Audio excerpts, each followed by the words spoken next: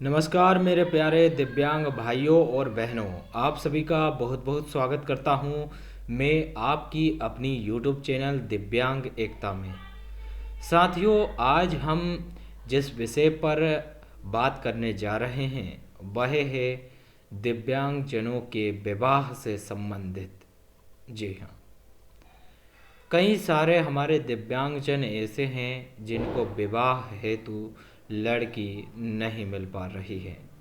उनको अपना जीवन साथी खोजने में कई सालों साल लग जाते हैं। तमाम प्रकार की मशक्क़त करने के पश्चात भी उन्हें अपना जीवन साथी नहीं मिलता। साथियों, ये समस्या हमारे विकलांग भाइयों को अधिक आती है।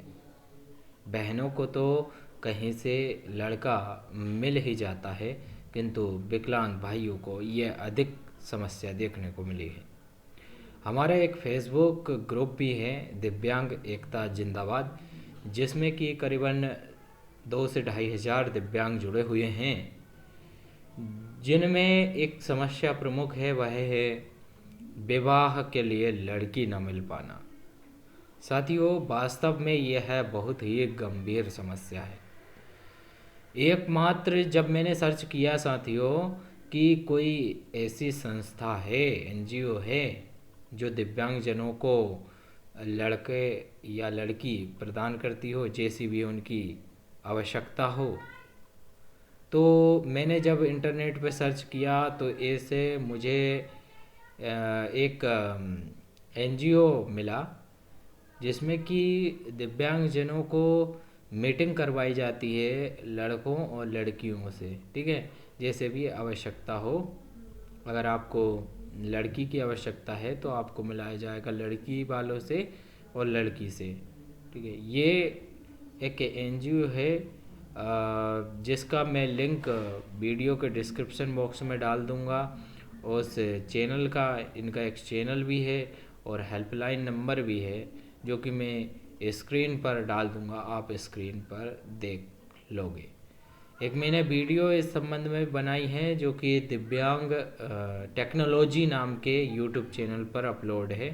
उसका मैं लिंक आपको प्रेषित कर दूंगा, तो आप वहां से देख सकते हो कि मैंने वहां पर उनकी वेबसाइट, उनका टोल फ्री नंबर और यूट्यूब चैनल, इनके बारे में जानकारी दी है। वास्तव में काम करता है वो।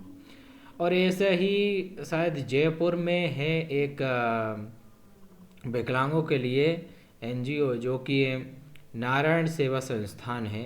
जैसा कि आपने नाम सुना भी होगा नारायण सेवा संस्थान का, जो विकलांगजनों के लिए विवाह करवाता है। साथियों, ये लड़की लड़कियों को मिलाता नहीं है, ये विवाह करवा देता है मुफ्त में। ठीक है, वैसे सरकार भी अगर कोई दिव्यांग से सामान्य व्यक्ति विवाह करता है तो करीबन 2 लाख रुपए देती है, और दिव्यांग दिव्यांग दोनों विवाह करते हैं तो 1-1 लाख रुपए प्रदान किए जाते हैं। तो साथियों, मैं बताना चाहूँगा कि अगर आपको लड़की नहीं मिल रही है तो आप किस तरीके से इस ओर प्रयत्न कर सकते हैं। जैसा कि आप जानते होंगे कि आप विद्यालयों में, स्कूलों में और महाविद्यालयों में या आप और कहीं भी काम करते हो, जहाँ पर भी, वहाँ पर आपने विकलांग दिव्यांग लड़कियाँ देखी होगी। उनसे आप दोस्ती कीजिए और उनका नंबर लीजिए, उनके विचारों से, उनकी बातों से आप सहमत होइए। कुल मिलाकर मैं ये कहना चाह रहा हूँ कि आप प्रेम कीजिए, क्योंकि साथियों जब हम इतना प्रयत्न कर रहे हैं, हमारे पास नौकरी भी है अच्छी, जो कि हम उनको खिला सकते हैं। अगर हम जीवन साथी को लाएं हमारे जीवन में तो हम उनको अच्छे से रख सकते हैं, आर्थिक तौर पर, मानसिक तौर पर, सामाजिक तौर पर। तो फिर कहाँ दिक्कत हो सकती है? फिर तो मेरे हिसाब से कोई दिक्कत नहीं होना चाहिए। फिर तो आप प्रेम विवाह भी कीजिए, कोई दिक्कत नहीं है। या अगर आप लड़की ढूंढ करके जो है मैरिज करते हो तो उसमें भी कोई दिक्कत नहीं होनी चाहिए, क्योंकि इसमें क्या रहता है कि भाई साहब, अगर आप में योग्यता है तो इंसान वैसे ही आपको लड़की प्रदान कर देगा। अगर आप तो कमाते नहीं हो, आप पे जॉब नहीं है, ठीक है, आप कमाते भी नहीं हो, दूसरे पर डिपेंड हो, तो फिर इंसान सोचता है कि यार ये खुद तो कुछ करता नहीं है, खुद तो दूसरे पर डिपेंड है, तो मैं कैसे दे दूँ अपनी पुत्री को इसे। तो ये भी देखना पड़ता है कि भाई अगर आप शादी करना चाह रहे हो तो क्या आप उस लड़की की जिम्मेदारी उठा सकते हो। खैर, अब लड़कियां भी अपना जीवन खुद निर्वाह कर सकती है और वह पति का भी करवा सकती है, किंतु ये बहुत कम ही मिलती हैं ऐसी लड़कियां।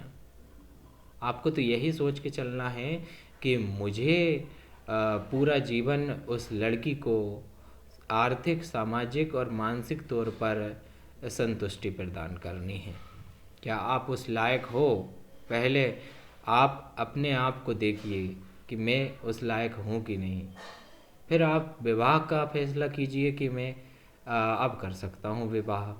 अगर आप उस लायक हो ही नहीं, किसी को मानसिक तौर पर भौतिक तौर पर प्यार करना नहीं होता है साथियों। मानसिक तौर पर, आर्थिक तौर पर आजकल जो है आर्थिक पक्ष बहुत ही महत्वपूर्ण हो गया है।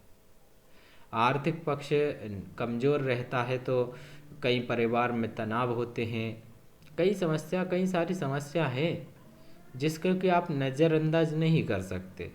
इस कारण से मैं कहना चाहूँगा कि आप आर्थिक तौर पर सशक्त हों, मानसिक तौर पर सशक्त हों। ठीक, मानसिक तौर पर नहीं रहोगे तो कई प्रकार के झगड़े, आपसी मनमुटाव इत्यादि उत्पन्न हो जाते हैं। तो मैं तो यही कहना चाहूँगा कि आप जो भी हो, जैसे भी हो, अपने आप को और योग्यताओं को अर्जित करो ताकि आप धन अर्जित कर सको। इतना तो कम से कम धन अर्जित करना चाहिए कि अपना परिवार का पूरा पालन पोषण ठीक तरीके से आप कर सको। तभी आपको सोचना चाहिए कि मुझे विवाह करना है। मैं समझता हूँ कि अगर व्यक्ति विकलांग व्यक्ति भी है, आँख से है, पैर से है, किसी से भी है, वो अच्छा कमाता है, मैं मान लेता हूँ कि आज की दुनिया में अगर वो 20,000 तक कमाता है, 15 से 20,000 तक मान लीजिए न्यूनतम, तो इतना भी कमाता है तो कोई भी अपनी लड़की उसे दे देगा। उसका अगर एक घर है अच्छा, ठीक है, घर अच्छा है, घर में सारी व्यवस्था है और 15 से 20,000 तक वो कमाता है तो कोई भी लड़की उसे दे देगा। अगर तब भी आपको नहीं मिल रही तो आप ये दूसरा तरीका अपना सकते हो कि आप प्रेम विवाह इस और कर सकते हो, प्रेम विवाह के बंधन में बंध सकते हो। तो साथियों, प्रेम विवाह में मैं बता दूं एक पक्ष इसका कि प्रेम विवाह अगर किसी से प्यार करते हो तो साथियों आपने देखा होगा कि कई ऐसी लड़कियां रहती है जो कि इतने काले काले लड़के, ऐसा लगता है कि यार इनको कैसे मिल गई ये लड़कियां, क्योंकि इतने काले लड़के, गोरी लड़की या फिर इतने खराब लड़के, नशा नशाखोर लड़के और अच्छी लड़की, सुंदर लड़की, गुणवान लड़की उसके साथ घूम रही है, तो वो क्यों घूम रही है?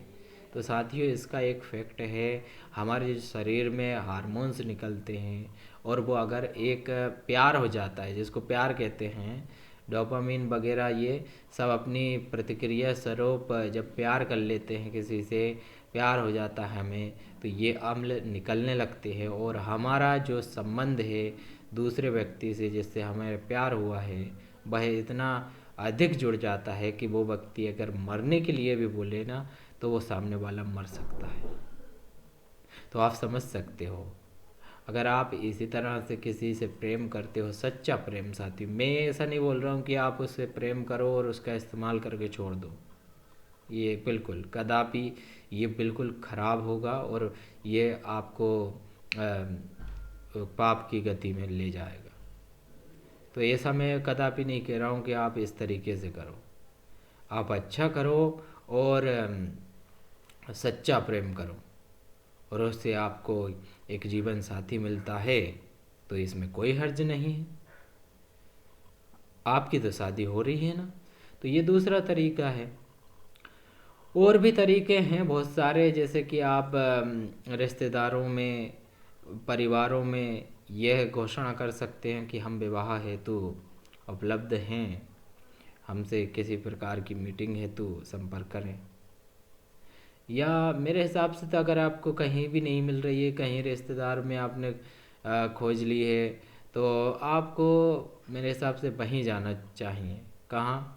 जो मैंने एनजीओ का बताया है, जो मीटिंग करवाते हैं दो दिव्यांग जोड़ों की, कि शादी के लिए उन्हें मनाया जाए या माने वो, ठीक है, मिलवाया जाता है। जैसे लड़के को लड़की से मिलवा दिया, अब आप सोचो आपको करना है ना करना है। यानी कि मीटिंग करवा देते हैं वो लोग, एक हॉल में बैठा करके लड़के वाले पक्ष लड़कियों से मिल लेते हैं और लड़की वाले पक्ष लड़के से मिल लेते हैं।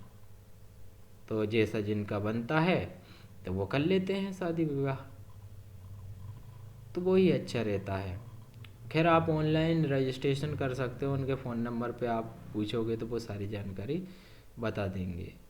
कोई मैं उनका प्रचार नहीं कर रहा हूँ, क्योंकि भाई कोई है ही नहीं ऐसा जो आपको इस संबंध में पहल करता हो। बस वो एकमात्र एनजीओ है जो कि इस संबंध में है, तो मैं उसका संदर्भ दे रहा हूँ। बाकी अगर आप फेसबुक व्हाट्सएप के माध्यम से जोड़ सकते हो किसी लड़की से सीधे, तो भी हो सकता है। भाई अगर आपको नहीं मिल रही है तो भाई यही हो सकता है कि भाई प्रेम विवाह कर सकते हो, ठीक है, अगर ऐसे नहीं मिल रही है तो। मैं तो यूँ ही कहूँगा, क्योंकि विकलांग साथी यह महसूस करते हैं कि भाई हम सामने वाले को बिल्कुल तरीके से आर्थिक तौर पर, सामाजिक तौर पर बिल्कुल अच्छे तरीके से उसका जीवन निर्वाह सकते हैं साथ साथ दोनों। तो मैं समझता हूँ कोई हर्ज नहीं है कि आप प्रेम करके उस लड़की को अपने जीवन में लाएं। हाँ, अगर आप निकम्मे हो, कुछ नहीं करते हो और दूसरे पर निर्भर हो, अगर फिर ऐसा आप करोगे तो मेरे हिसाब से वो शादी करीबन 6 महीने, 1 महीने 2 महीने तक चल पाएगी। इसका कोई अर्थ नहीं रहेगा, समाज में बदनामी हो जाएगी और कई प्रकार की आक्षेप लगते हैं आप पे। इसलिए अगर आप सक्षम हो, जैसा कि मैंने बताया कि अगर आप योग्य हो, तभी आप इस ओर प्रयत्न कीजिए, नहीं तो कोई मतलब नहीं रहेगा। तो साथियों, ये आज की बात थी कि भाई पहले आप योग्य होइए कि आप विवाह के योग्य हो कि नहीं, ठीक है ना। कई बार ऐसा रहता है कि भाई आप जैसे कि यूपीएससी का फॉर्म भर रहे हो, तो आपको ग्रेजुएशन अनिवार्य रूप से होना होता है। और विवाह के लिए भी ये कहना चाहूँगा कि इसके लिए भी कुछ योग्यता है। जैसे कि आप इतना कमाते हो, ठीक है, जैसे कि 2 से फिर 4 होंगे, तो 4 से अगर आप 8 करना चाहोगे तो वो भी हो जाएंगे, तो उनका क्या आप खर्च पूरा कर सकते हो। और आप मानसिक रूप से तैयार हो एक परिवार, बड़ा परिवार बसाने के लिए। ये सारी बातें आपको सोचनी होगी कि हाँ अब मैं तैयार हूँ, तो फिर आपको विवाह कर लेना चाहिए। और लड़की नहीं मिल रही है तो प्रेम विवाह कर लीजिए। प्रेम तो आजकल हो जाता है, एक बार हो गया प्रेम तो फिर विवाह आपका हो ही जाएगा, कोई टेंशन ही नहीं है। तो ऐसी तमाम प्रकार की बातें हैं जो कई बार आपको मस्तिष्क में नहीं आती है, पता सब है आपको, किंतु ये जब सामने वाला व्यक्ति कोई याद दिलाता है तो व्यक्ति फिर उस ओर अग्रसर होता है। तो साथियों, ये थे आज के विचार, आज की बात। मैं आपकी मदद के लिए हमेशा तत्पर रहूँगा। और दिव्यांग एकता यूट्यूब चैनल को अगर आपने सब्सक्राइब नहीं किया है तो कर लीजिए, और सभी अपने दोस्तों को भी भेजिए कि यार ये व्यक्ति अच्छा काम कर रहा है। और वास्तव में मैंने कई विचार ऐसे दिए हैं कि जो आपको कोई नहीं दे सकता, ये तो मेरी गारंटी है। तो साथियों, वीडियो को लाइक करना और शेयर कर दीजिए सभी ग्रुप में, जितने भी विकलांगजनों के ग्रुप हैं, बहुत सारे ग्रुप रहते हैं, उसमें सारे में शेयर कीजिए आप। धन्यवाद, फिर मिलते हैं अगली वीडियो में, तब तक के लिए नमस्कार।